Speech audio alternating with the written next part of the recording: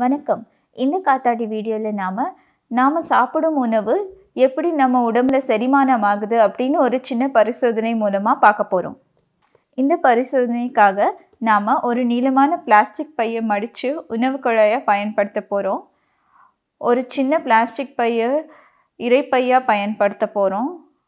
அப்புறம் ஒரு துணி பையை சிறுகுடலாக பயன்படுத்த போகிறோம். முதல்ல நாம் உணவு வாயில் கடித்து நல்லா மென்று சாப்பிட்றோம். அதை காட்டுறதுக்கு இங்கே கையில் உணவு நல்லா மசிச்சிட போகிறோம். நாம் வாயில் சாப்பிட்ட உணவு அடுத்தது உணவு குழாய் வழியாக இறைப்பைக்கு போகும். இங்கே நாம் ஒரு பிளாஸ்டிக் பையை உணவு குழாயாக பயன்படுத்தியிருக்கோம்.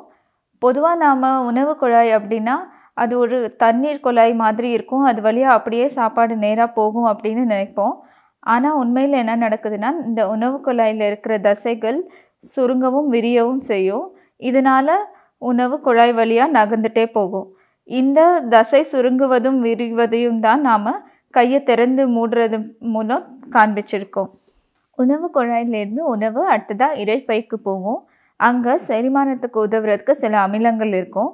அதுக்கு பதிலாக நாம் இங்கே கொஞ்சம் தண்ணீர் பயன்படுத்தியிருக்கோம். இங்கேயும் தசைகள் சுருங்கவும் விரியவும் செய்யும். இதனால் சாப்பாடு இன்னும் நல்ல சின்ன சின்ன துகள்களாக உடையும். அப்புறம் நல்லா செரிமானம் அடையும். இதுக்கு நாம் கையால் இந்த பையை நல்லா கசக்கிறோம். இறைப்பையிலிருந்து உணவு அடுத்தது சிறுகுடலுக்கு போகுது. சிறுகுடலுக்கு நாம் இங்கே ஒரு துணி பையை பயன்படுத்தியிருக்கோம். துணி பையில் உணவு போட்டுட்டு நாம் பையை மூடிடுறோம். இங்கேயும் தசைகள் சுருங்கவும் விரியவும் செய்யும். அதை நாம் இந்த கையால் இந்த பையை கசக்கி காமிக்கிறோம். இதுக்கப்புறம் இந்த சிறுகுடல் வழியாக வெளியே வர பொருட்கள் இங்கே தண்ணி மாதிரி தெரியுது. அதுதான் செரிமானம் அடைந்த உணவு. இது ரத்தத்தில் கலந்து உணவில் இருக்கிற சத்து பொருட்களை உடம்போட மற்ற பாகத்துக்கு கொடுக்கும். இந்த பையில் மிச்சம் இருக்கிற பொருள் அதுதான் செரிமானம் அடையாத உணவு. அது பெருங்குடலுக்கு சென்று கழிவு பொருட்களாக உடம்புலேருந்து வெளியேற்றப்படும்.